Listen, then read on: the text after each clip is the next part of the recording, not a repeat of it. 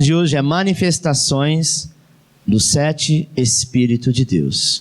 Zacarias capítulo 4, versículo 2 em diante. E me perguntou: que vês? Respondi: olho, e eis que um candelabro todo de ouro e um vaso de azeite em cima, com as suas 7 lâmpadas e 7 tubos, um para cada uma das lâmpadas que estão em cima do candelabro. Isaías 11:2. Repousará sobre ele o Espírito do Senhor, o Espírito de sabedoria, de entendimento, o Espírito de conselho e de fortaleza, o Espírito do conhecimento e de temor do Senhor. Amém? Primeiro ponto diz assim: a igreja apostólica é o candelabro de Deus na terra. Vamos ler tudo junto?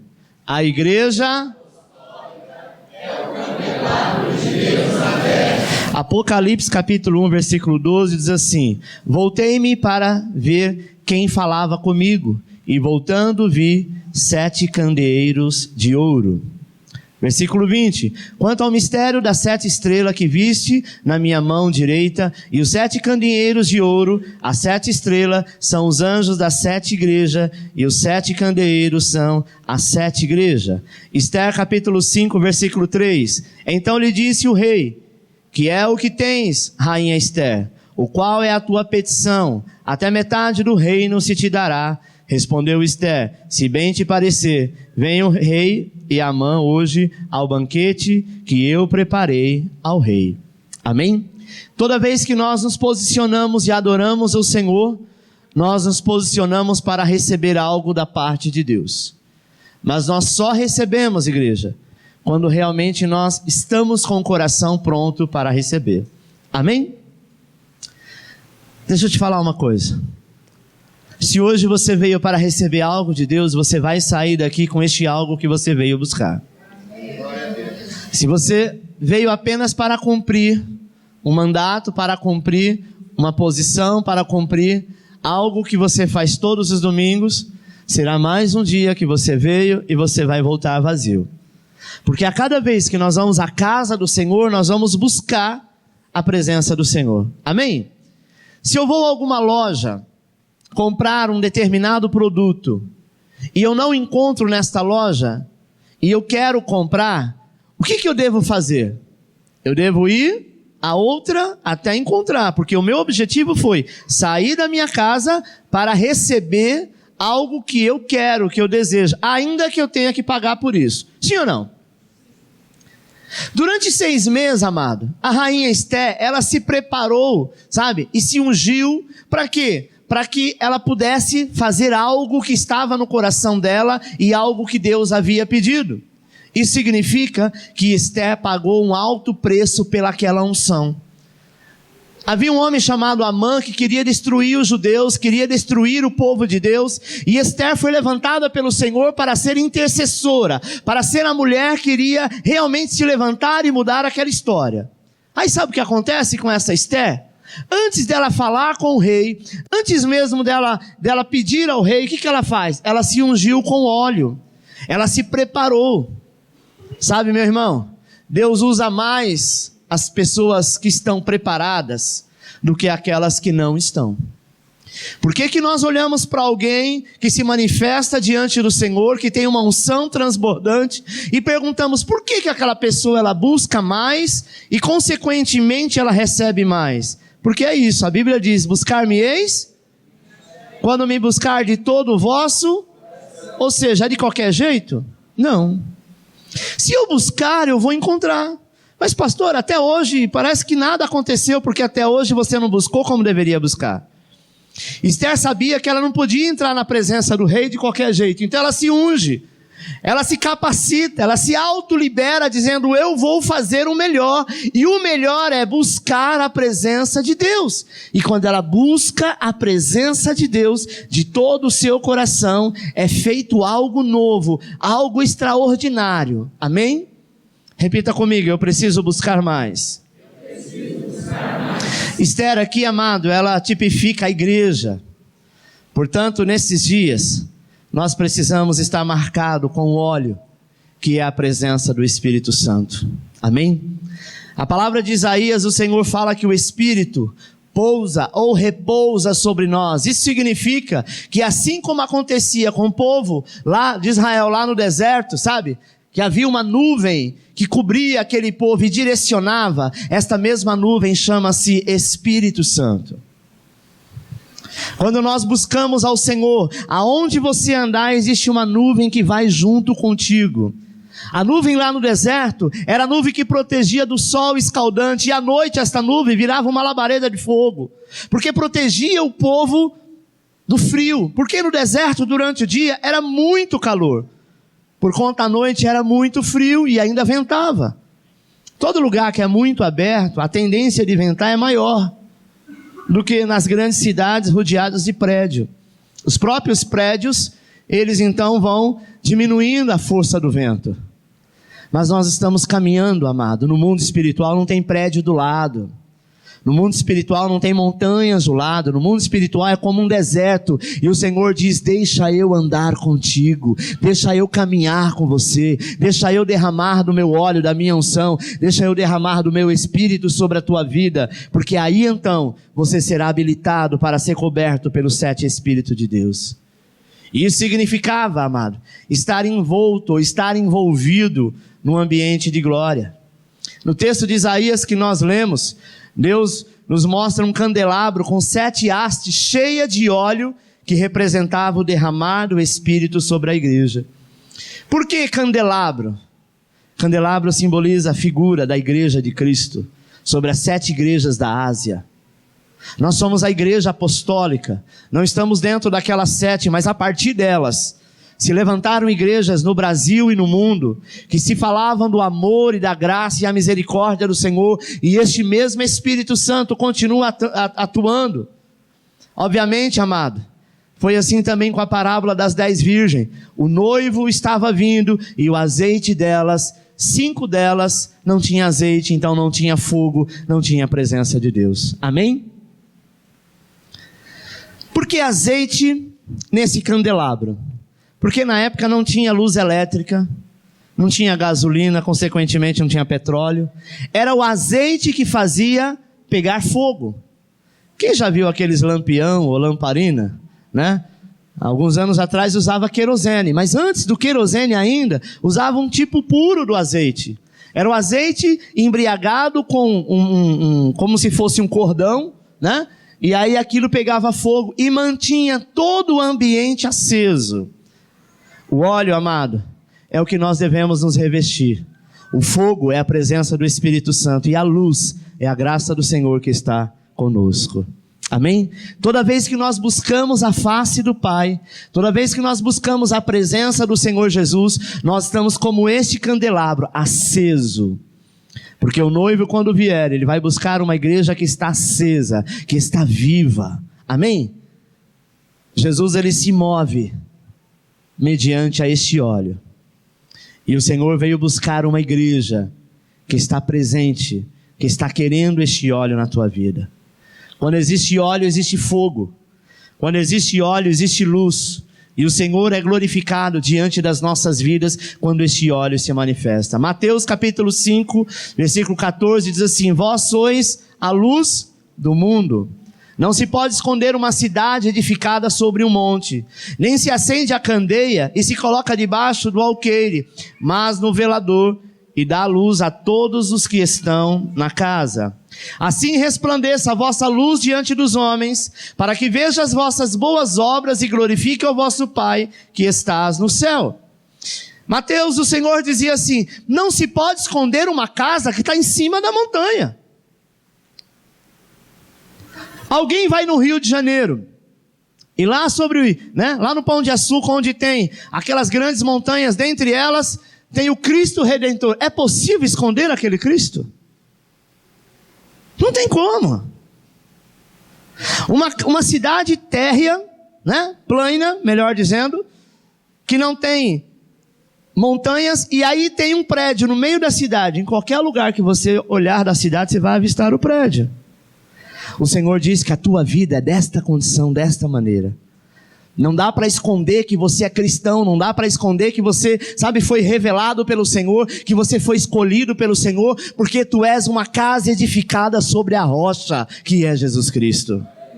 Tu és uma casa edificada sobre esta rocha. E Jesus ainda vai mais. É como você pegar, o candeeiro, as lamparinas que estão acesas e colocar debaixo da mesa.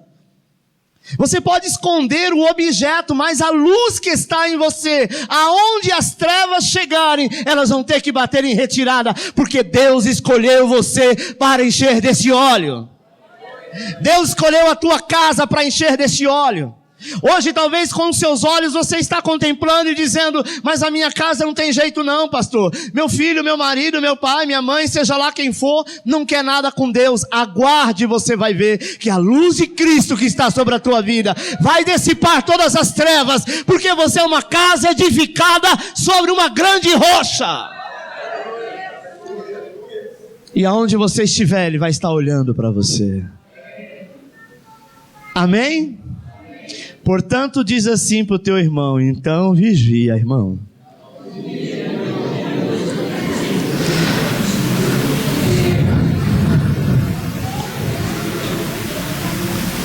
Sabe por quê? A partir do momento que você aceitou Jesus e você se posicionou com Deus, você é uma casa edificada na montanha. Você tem como se esconder de alguém? Qualquer coisa que você fizer, todos os olhos vão estar em você, porque tu és referencial. É bom que nós sejamos bons referenciais, porque a palavra de Deus diz que tudo nós prestaremos conta. Amém? É bom ser agraciado pelo Senhor, não é? Mas para tudo tem o seu preço. A Bíblia diz: quanto mais lhe é dado, mais lhe é cobrado. Um peão lá na empresa, ele pode fazer alguma coisa errada e ninguém fica sabendo. Mas se o diretor fizer, a Rádio Peão faz questão de divulgar na empresa inteira, sim ou não? Por quê? Porque ele é uma casa que está sobre uma grande rocha. Não é verdade, irmão? Assim é você. Deus tem o Espírito de Deus para pousar sobre a tua vida. Quando eu estou embaixo da cobertura apostólica, eu recebo Apocalipse 5:6. Então vi no meio do trono e dos 4 seres viventes, e entre os anciãos de pé, um cordeiro, como tendo sido morto. Ele tinha 7 chifres, bem como 7 olhos, que são os 7 Espíritos de Deus enviados por toda a terra. Primeiro Espírito é o Espírito de consolo. João 14:26 diz: mas o Consolador, o Espírito Santo, a quem o Pai enviará em meu nome, esse vos ensinará todas as coisas e vos fará lembrar de tudo que vos tenho dito. Vamos ler todo junto? Mas o Consolador, o Espírito Santo, a quem o Pai enviará em meu nome, esse vos ensinará todas as coisas e vos fará lembrar de tudo. Sabe qual é o primeiro Espírito, a primeira ação dos 7 Espíritos? Chama-se Consolador. Preste atenção, meu irmão. A igreja, ela é a igreja do consolo. Nós precisamos ser conhecidos desta forma. Quando alguém está precisando de alguma coisa, está passando por alguma dificuldade, vai ser você que é a casa que está plantada na montanha, que ele vai ver e vai dizer: eu vou lá porque aquele irmão pode orar por mim, tem uma palavra de Deus para a minha vida. É assim que Deus requer de nós, é assim que o Senhor está nos posicionando. Sabe? A dor, amado, ela é tirada do meu coração quando eu sou fortalecido, quando eu tenho esperança, quando eu tenho a certeza que o amanhã será melhor. Mas isso só vai acontecer se eu tenho esse espírito de consolo. Talvez você diga: pastor, mas como que eu vou fazer isso? Nós acabamos de ler o texto que Jesus disse assim: o meu Espírito estará contigo e te fará lembrar, e te fará e fará com que você tenha ações das quais eu ensinei e das quais eu te expliquei e fiz. No momento certo, o Espírito Santo vai nos conduzir, vai nos direcionar. Amém, meu irmão? No mundo não tem consolo. O mundo é cada um para si, Deus por todo. Mas na igreja, amado, nós precisamos entender que esse consolo existe, porque esse é o propósito de Deus, porque o nosso Redentor vive. Amém? Vire para o teu irmão e diz assim: receba o Espírito de consolo. Amém? Quem já consolou alguém aí na hora de tristeza, na hora da angústia? Talvez você nem esperava, não é? Você nem imaginava que aquela pessoa veio até você e começou a falar da vida dela. E talvez quando você percebeu que isso ia acontecer, você pensou assim: meu Deus, e agora? O que eu vou falar para essa mulher? O que eu vou falar para este homem? Por que eu? Por que agora? Me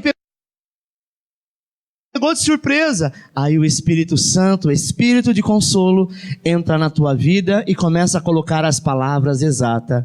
E a pessoa sai de lá dizendo: obrigado.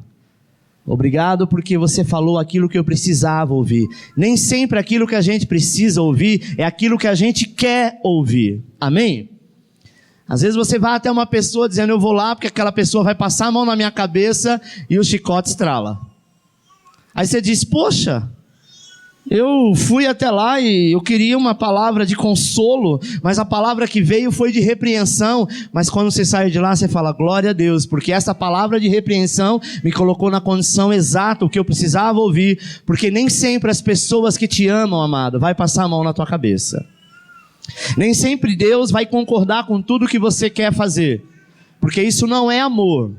Amém? Isso é mimo. E nem sempre nós estamos prontos para estar mimando ninguém. As pessoas precisam andar. Elas não precisam ser criança a vida inteira. Segundo, espírito de discernimento é o que nós precisamos ter. Discernir o certo do errado. 1 Coríntios 2,14 diz: ora, o homem natural não aceita as coisas do Espírito de Deus, porque eles são loucura, e não pode entendê-las porque elas se discernem espiritualmente. Espírito de discernimento vai mostrar a diferença daquele que tem a unção sobre a tua vida ou não. Isso é algo que nós devemos pedir ao Senhor. Senhor, eu quero ter discernimento para saber o que vem de Deus, o que é do diabo, sabe? Para identificar a unção que está sobre a minha vida. Espírito de discernimento, esta é uma lei espiritual. Isso está escrito em Lucas 12:2, que diz: mas nada há encoberto que não haja de ser descoberto, nem oculto, que não haja de ser sabido. Porque tudo aquilo que está camuflado, que está escondido, e que se porventura for para nos prejudicar, o Espírito do Senhor fará você ter discernimento se aquilo é bênção ou maldição. Repita comigo: eu desejo este Espírito de discernimento sobre a minha vida. Amém, irmão? Porque o mundo espiritual é como uma fonte onde as coisas se revelam e são reveladas. Amém? Quem tem esse discernimento jamais será enganado. Você pode ser enganado por qualquer pessoa, mas quando você tem esse espírito de discernimento, a mentira que é falado para ti, o Senhor te faz entender e te mostra que é mentira e não te traz segurança. E você vai perceber que se você não sentiu segurança naquilo que está falando, é mentira. Pastor, mas só na hora que eu estiver orando, ou estiver naqueles dias de jejum, ou estiver com a minha vida consagrada diante do Senhor? Não. O espírito de discernimento, quando ele chega na vida da pessoa, ele chega 24 horas, todo o tempo. Amém, irmão? Mas como é feito isso? Eu preciso querer.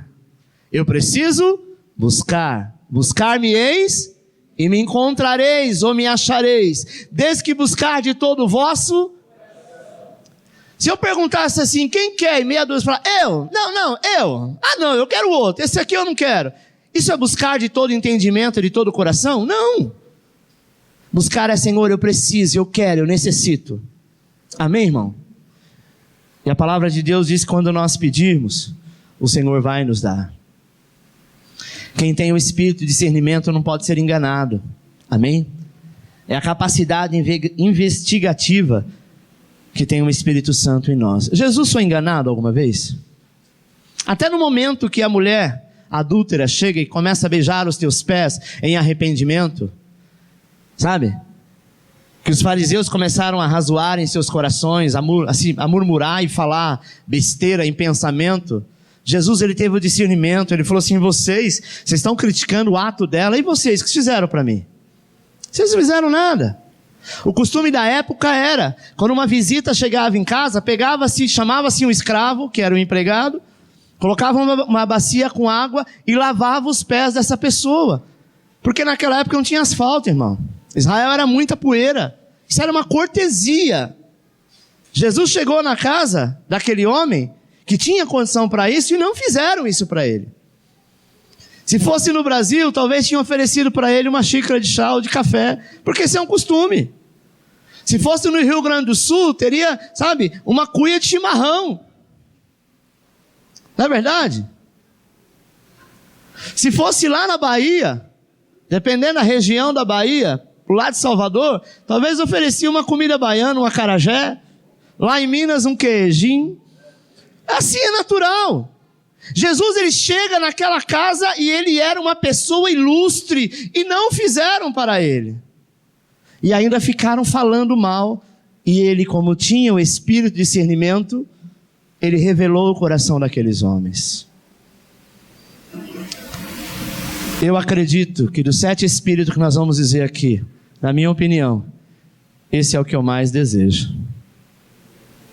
Porque nós vivemos um mundo de mentira, onde as pessoas têm prazer em enganar e mentem simplesmente por mentir. Não é verdade? Onde as pessoas mentem simplesmente porque faz parte da sua cultura. E quando nós temos o discernimento, nós não ficamos enganados. Terceiro espírito, o espírito de excelência. Daniel 5,12 diz: porquanto o espírito excelente, conhecimento e inteligência, interpretação de sonho, declaração de enigmas, solução de casos difíceis, se acharam neste Daniel, a quem o rei pusera o nome de Beltesazar. Chama-se, pois, a Daniel, e ele dará a interpretação. Tudo aquilo, amado, que é negligência, tudo aquilo que é relaxado, tudo aquilo que é mal feito, tudo aquilo que é miséria, sabe? Retrata daquilo que Satanás tem colocado. Todas esses adjetivos. Tudo aquilo que é ruim, tudo aquilo que é de qualquer jeito, não procede de Deus. E quando essas coisas agem e são atos das pessoas, esse espírito de excelência não existe. Tem gente que qualquer coisa tá bom. Até na hora de comprar, se ele pode exigir o melhor, diz: não, dá esse mesmo. Imagina, a vida inteira nunca tive nada. Esse mesmo tá bom. Mas ele está pagando pelo melhor. Mas ele não tem excelência no que faz, nem no adquirir. E isso ele repete, ele gera em outras pessoas. Ele gera nos filhos, gera na esposa, gera na família. E o Senhor está dizendo: é hora de mudar. Porque a hora que eu abençoo, o que eu te dou não é qualquer coisa. A mesma forma, amado, quando nós aceitamos qualquer coisa, nós entregamos qualquer coisa. Sim ou não? Tem pessoas que são simples. E simplicidade não quer dizer que a pessoa não tem a excelência de fazer o melhor. Simplicidade não é qualquer coisa. Amém? O que nós precisamos fazer e ter é ter o discernimento disso. Aonde se esconde esse tipo de sentimento, mal feitas, se esconde demônios. A palavra excelência no grego quer dizer lançar algo além. Fazer algo além do que é. A excelência significa fazer o que os outros tentaram e não conseguiram. É realizar o impossível. Isso é excelência. Se eu posso pegar essa sacola e colocar ela aqui, mas eu sei que se ela estiver ali é melhor, por que eu não vou tirar daqui e vir direto para cá e colocar aqui? Por que eu não vou fazer se eu tenho possibilidade? Tem gente que faz 2 vezes. Pôs aqui, colocou aqui. Aí alguém fala, não é aí. Ah, tá bom. Nem pergunta onde que é. Vai e coloca aqui do lado. Eu já não falei que não é aí? Ah, tá bom. Aí vem e coloca aqui do lado. Quantas vezes a pessoa teve que voltar para fazer a mesma coisa? E quem está mandando é outro que também não tem excelência. Porque se tivesse, diz, tira daqui e põe a colar. Sim ou não? Mas as pessoas geram isso. E as pessoas serão aquilo que você vai gerar. Repita comigo, a minha casa é o que eu tenho gerado dia a dia. Amém? Às vezes nós reclamamos dos filhos, reclamamos da esposa, reclamamos da casa, reclamamos daqui ou dali. Mas na verdade você tem gerado isso. E você tem colhido, é fato. É claro que algumas coisas fogem do nosso controle e às vezes temos que estar atrás corrigindo. É muito natural você ver quando uma criança faz alguma coisa errada e a mãe repreende. A primeira coisa que ela fala, ô pai, você já viu eu fazer isso, ou o seu pai? Ou seja, ela está tratando de excelência, algo que está sendo mal feito ou relaxado. Amém? Esse espírito de excelência não é para aqueles que não querem, mas é para aqueles que desejam. E aí o Senhor vai abrir os teus olhos e você vai começar a fazer com excelência. Consequentemente, você vai colher na excelência. 4º espírito, o espírito de restauração, ou conhecido como espírito de Elias. Mateus 17:11 diz assim: então Jesus respondeu, de fato, Elias virá e restaurará todas as coisas. Espírito amado, este espírito ele tem um segredo espiritual, sabe? É exatamente por isso que o falido, o desgastado muitas vezes nos atrai. É esse espírito, amado, que nos leva a investir naquilo que está falido. Tem pessoas que são mestres para isso. Nos negócios, olha alguma coisa, um comércio que não está bem, que está falido, compra uma fábrica que já está, falida, vai num leilão onde tem carros novos de pessoas que não conseguiram pagar, guarda o dinheiro, compra à vista. Isso é restauração. Olha para as pessoas que estão com dificuldades, que estão passando por algum problema e consegue avistar de que maneira ela pode ajudar, porque quem está de fora vê melhor do que quem está dentro do negócio. Sim ou não? Esse espírito, eu digo que ele está ligado à inteligência. Porque uma pessoa inteligente, ela consegue ver restauração naquilo que está falido, naquilo que está acabado.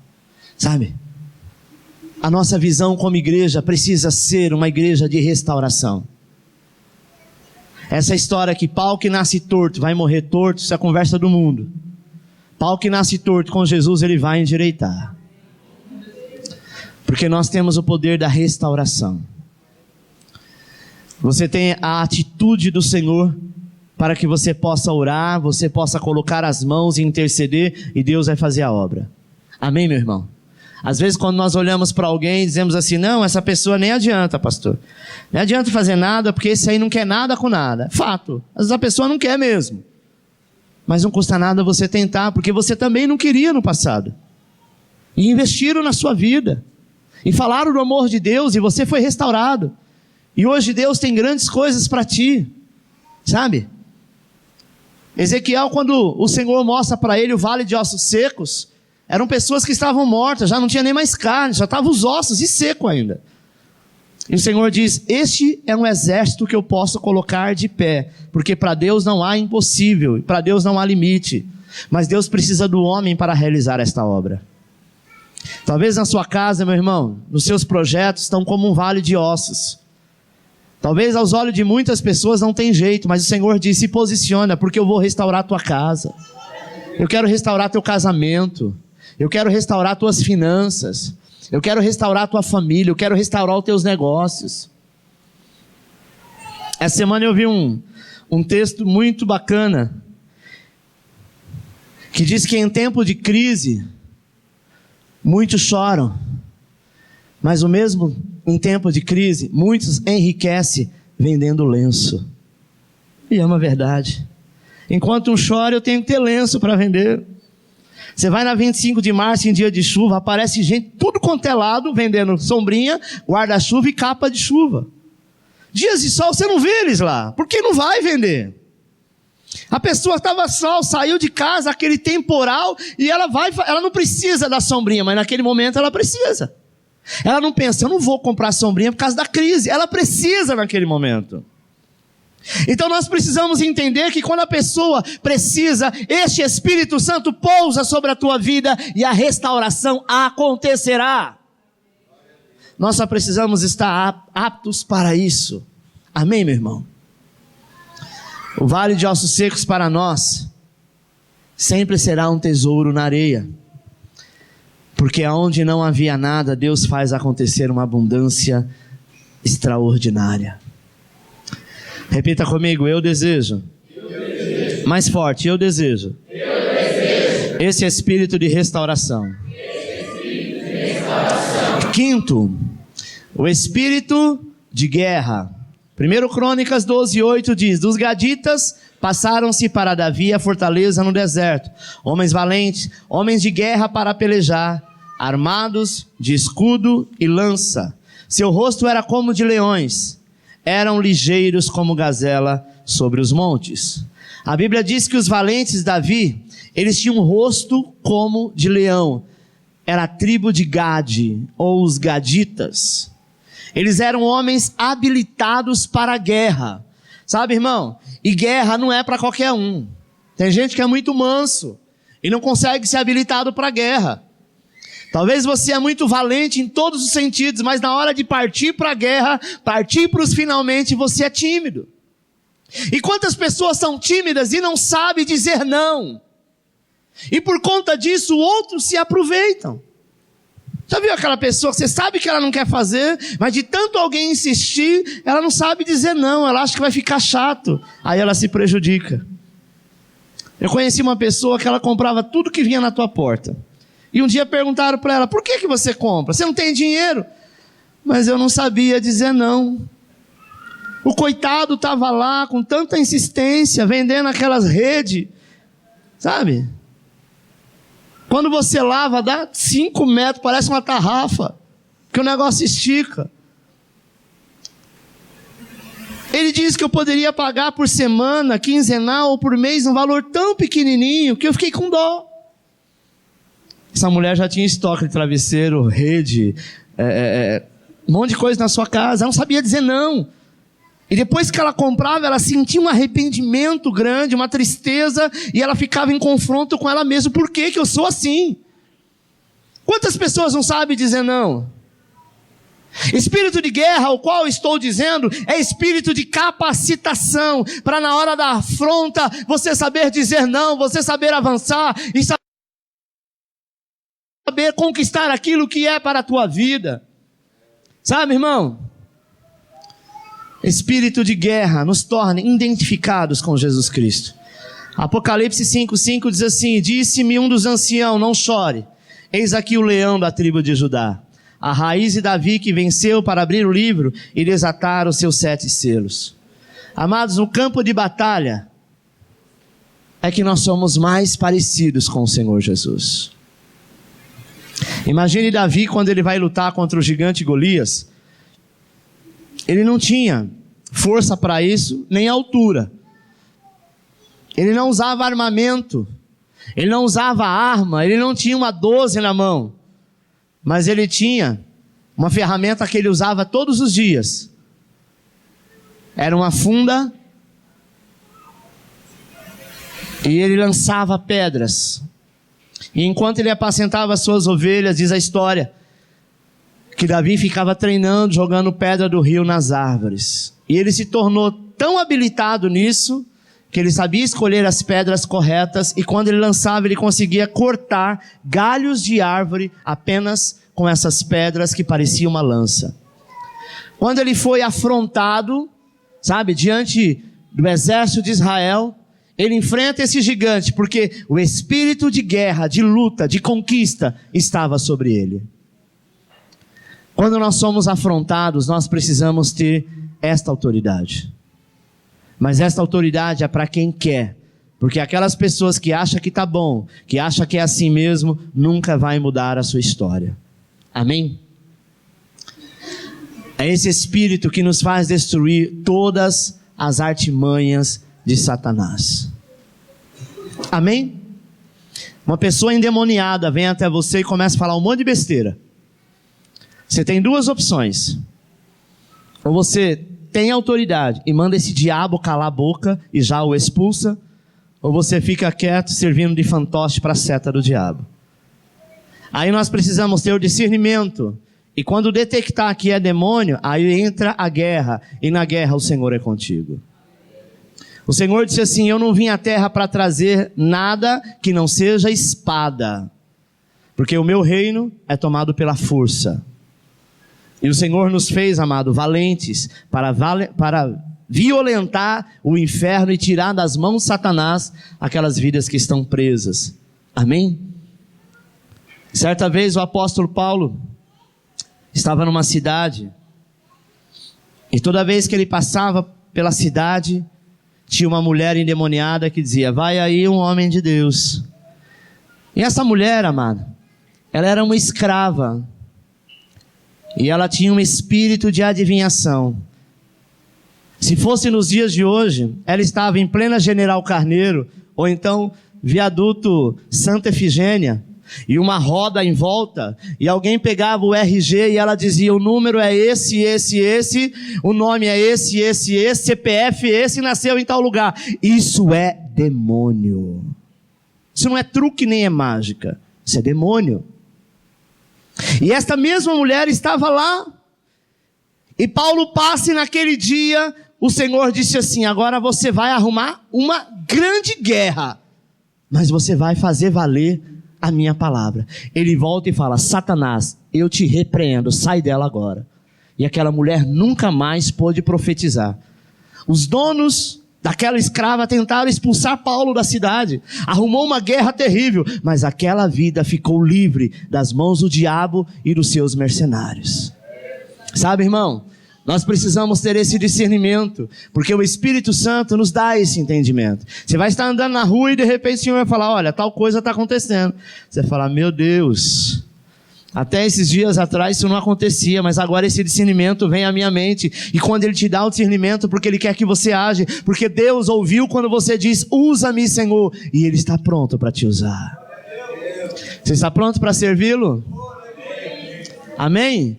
Quem está pronto, dá um glória a Deus bem alto aí. Oh, aleluia. Vamos ver. Sexto e penúltimo. Espírito de maravilhas. 2 Coríntios 12 diz: pois as credenciais do apostolado foram apresentadas no meio de vós, com toda a persistência por sinais, prodígios e poderes miraculosos. Espírito de maravilha, amado, significa realizar o que nunca foi realizado. Fazer o que nunca antes alguém fez. Há autoridade para isso. O diabo, ele pode até imitar, mas ele não pode criar. Ele pode até imitar, mas ele não pode fazer nada que seja criativo, porque ele não tem condição de criar nada. O Espírito de maravilha é o que cria. O Espírito de maravilha é o que libera, sabe? É o que traz a existência. Romanos 4,17 diz: como está escrito: por Pai de muitas nações te constituí perante aqueles no qual creu. A saber, Deus, o qual vivifica os mortos e chama as coisas que não são como se já fosse. Espírito de maravilha, amado, é o que faz aquilo que é excepcional, é aquilo que traz a existência, é aquilo que libera uma palavra sobre a tua vida, ou você liberar sobre a vida de alguém, aquilo que as pessoas imaginavam que não iria acontecer, e Deus traz a existência e faz acontecer. Amém? Tem pessoas que têm um dom muito simples, e não fazem força nenhuma para orar e o paralítico sai andando. Para o cego enxergar. É todos que têm? Mas todos podem receber. Pastor, por que eu nunca recebi? Primeiro que você não pediu. E se você pedir, talvez você não tenha fé para colocar em prática. Aí chegou um defunto lá, Você chegou lá no cemitério de Diadema, onde o corpo chega primeiro do que as pessoas, Já vi casos lá, chegar lá, tá o corpo lá sozinho, naqueles quartinhos. E o dono do defunto vai chegar talvez no mesmo dia à noite. Já viu? Já foi lá? Já teve algum velório e tinha um coitado lá? Sabe? Aquela pessoa que de repente está orando por isso, ele não vai ter um monte de gente, ele vai não ter ninguém. Ele fecha a porta e fala: Senhor, eu vou orar aqui, vai que cola, vai que dá certo. E o Senhor diz: ora porque eu vou ressuscitar. Mas precisa ter fé para isso. Precisa haver uma busca. Porque Deus não engana ninguém. Amém? E não humilha ninguém. É um dos dons que talvez 98% dos cristãos da terra e do mundo não busca por falta de conhecimento e por falta de autoridade ou medo. Tem medo. Se alguém falar: eu estou com dor de cabeça e ora por mim, pode vir que eu oro. Mas se bater na tua porta e falar: olha, eu estou em estado terminal, com uma doença tal, você fala: olha, sinto muito, vai procurar o hospital do câncer, te levo lá, vai para tal lugar, entendeu? Porque a gente acha que nós somos limitados, nós achamos, melhor dizendo, que somos limitados a determinadas coisinhas. E deixa eu te chamar a atenção para uma coisa. Você já orou por alguém e na hora você teve toda a fé do mundo e quando você terminou a sua oração não aconteceu nada? Sim? Estou vendo um monte de gente dizendo que sim. Verdade. E o que você fez? Pastor, eu disse deixa, não era da vontade de Deus. Você acha que está certo? O que nós devemos fazer então? Não aceitar. Preste atenção. Vem aqui, Ricardo, por favor. Tem um demônio atuando na vida do Ricardo com uma enfermidade, com atitude. Às vezes ele cai na rua lá, com algum ataque. E eu digo assim: oro por ele e ordeno que esse demônio vá embora. Esse demônio, ele estava abraçado, agarrado com o Ricardo. Quando eu orei, ele saiu, mas ele ficou aqui, bem na pontinha. Sabe? Porque se eu desistir, ele volta. Ele saiu, ele perdeu a força. E aí o que eu faço? Eu desisto, eu deixo. E aí eu percebo que o Ricardo ainda tem algumas atitudes. Eu disse: Ricardo, isso aqui é... Eu até orei, meu irmão, mas não é da vontade de Deus. Aí que o demônio faz? Atraca ele de novo. Porque eu perdi a fé. Eu não usei da excelência, não usei da unção de maravilha. Porque quando eu ordenar, tem que cair. Porque se eu oro por dor de cabeça e a dor de cabeça vai embora, obrigado. Qual é a diferença para Deus? Se Ele derramou do poder dele sobre a minha vida para curar a dor de cabeça, por que Deus usaria uma fé, talvez o tamanho maior? Vamos colocar em proporção. A fé da dor de cabeça é uma gota.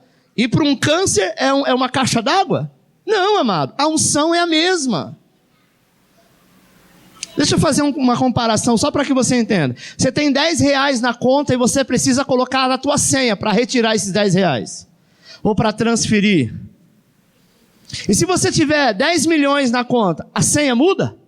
É a mesma. A unção de Deus é assim. Eu preciso querer. E eu começo a praticar. Hoje eu orei por Ricardo, não aconteceu. Eu vou aos pés do Senhor e diz: Deus, por que não aconteceu? Aonde eu estou errando? O que eu estou fazendo? O que está acontecendo? Você está entendendo, irmão? É a mesma coisa quando você está diante de um computador tentando fazer uma realização de um programa. O começo não deu certo, porque é exato. Se alguma coisa não dá certo, não vai chegar ao final. Então eu preciso descobrir aonde eu errei. E a maioria dos crentes para e diz: não, porque não é da vontade de Deus. É muito fácil falar isso. É muito simples. Não é verdade?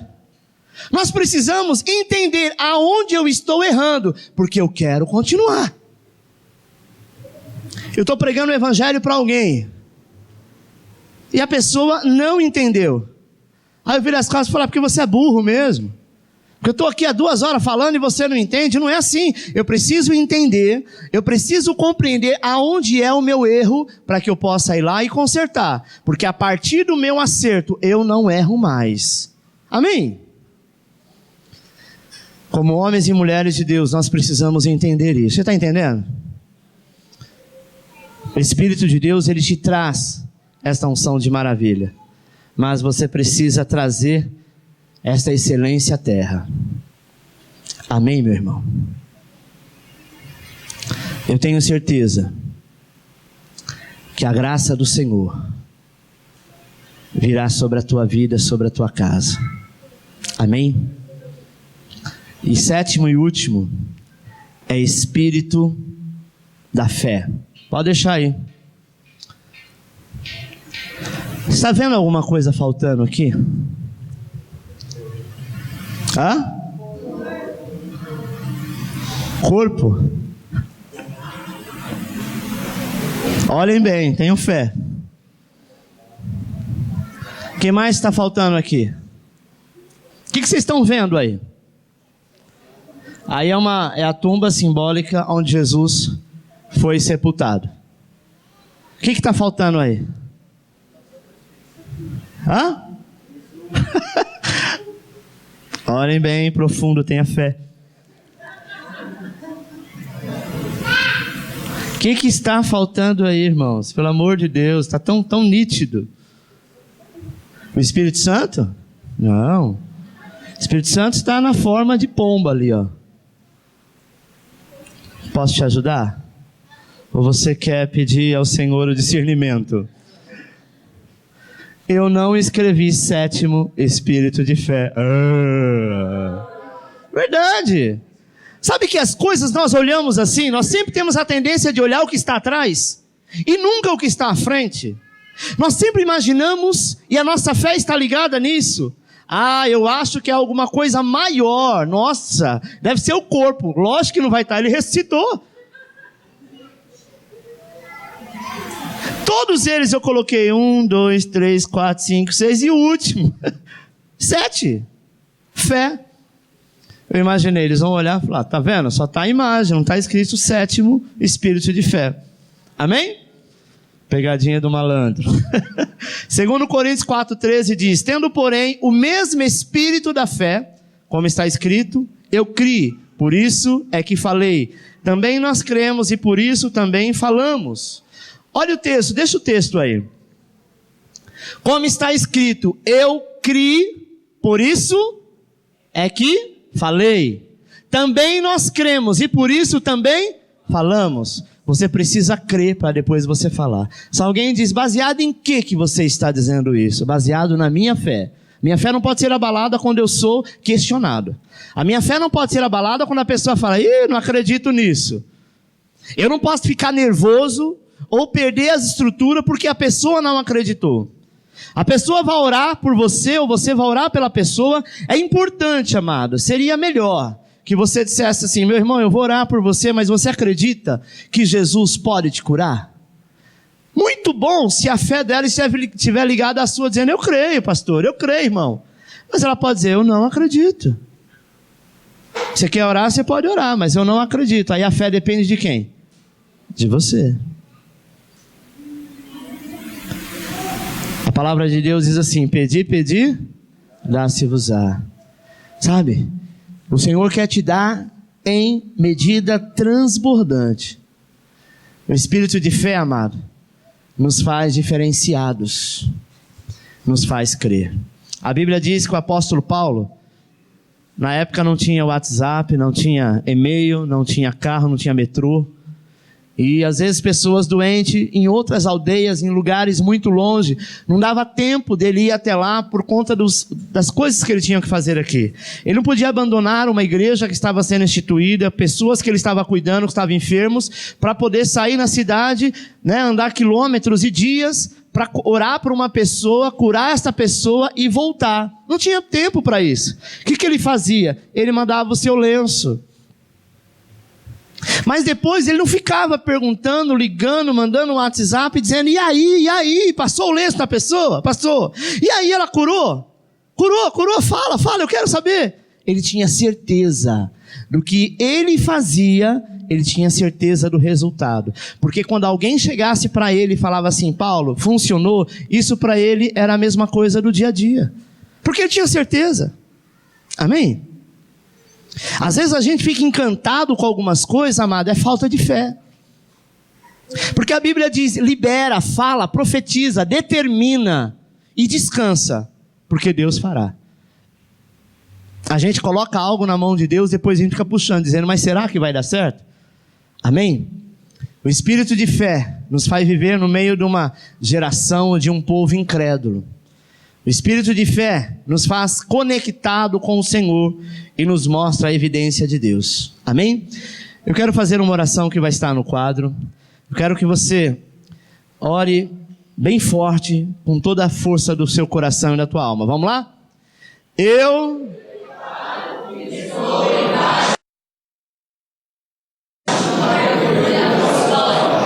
E que os 7 Espíritos de Deus estão sobre mim. Eu profetizo todas as bênçãos nas regiões celestiais, em Cristo Jesus, estão sobre a minha vida e sobre a minha tribo. Profetizo que vou realizar o impossível, em nome de Jesus. Amém. Nós precisamos aprender a profetizar. Profetizar quer dizer chamar à existência, sabe? Anunciar, declarar, ordenar. Amém? Se você é chefe de alguma situação, basta que você dê uma ordem. E você tem certeza que vai cumprir, porque você tem o domínio naquilo, sim ou não? Por que no mundo espiritual você vai dar uma ordem e Satanás não vai te ouvir? Se a Bíblia diz que o Senhor está contigo e aquilo que libera da tua boca, Deus faz acontecer. Ah, pastor, mas eu não consigo, eu não tenho fé para isso. Então, meu irmão, infelizmente é difícil, né? Aí não dá, aí não tem jeito. Se você acha que não tem fé e não se esforça para isso, nada vai acontecer. Amém? Na quinta-feira eu quero aproveitar, o William fez um comentário aqui, de quando ele era novo convertido, que ele leu o texto lá de Moisés, que foi orar e voltou com o seu rosto iluminado. E ele disse, Senhor, eu quero ter essa experiência. Imagina, às vezes quem ouve, né, fala, deve ser porque está no primeiro amor. Quem está no primeiro amor tem essas loucuras. Quer olhar para a montanha e falar, sai daí, lança-te no mar. Né? Primeiro amor sempre faz isso. Mas ele perseverou. Talvez por algum momento ele poderia dizer, não, acho que é loucura, isso foi só para Moisés. Mas não, ele continuou, e quem estava aqui ouviu. E aí passou, jejuou, tal, e ele estava numa igreja que o pregador da noite chegou, ele recebeu essa pessoa na entrada, a pessoa olhou para ele, achou meio estranho, mas enfim, ele falou, bom, não me conhece, né, talvez seja por isso, e achou estranho, ou imaginou que me conhecia, está confundindo com alguém. Passou, e no final ele estava fazendo uma outra coisa, o pregador chamou e disse, que aquela pessoa, aquele irmãozinho que me recebeu, onde ele está? Chamaram, ele veio, e aí então ele disse, olha irmão, eu não sei o que acontece, mas a glória de Deus estava brilhando no teu rosto, eu quase não conseguia vê-lo. Ninguém conseguia ver. Ou melhor, todos viam o William de maneira normal. Mas Deus, Ele é exato naquilo que você pede. Ele trouxe alguém de fora, porque se fosse dentro da igreja, poderia dizer, o irmão sabe que eu estou orando, o irmão sabe que eu estou buscando. Deus trouxe alguém que não conhecia, para falar para ele, uma coisa simples. Eu não sei o que está acontecendo, eu não sei de que maneira você está orando, mas eu não vi o teu rosto, eu via um brilho de Deus.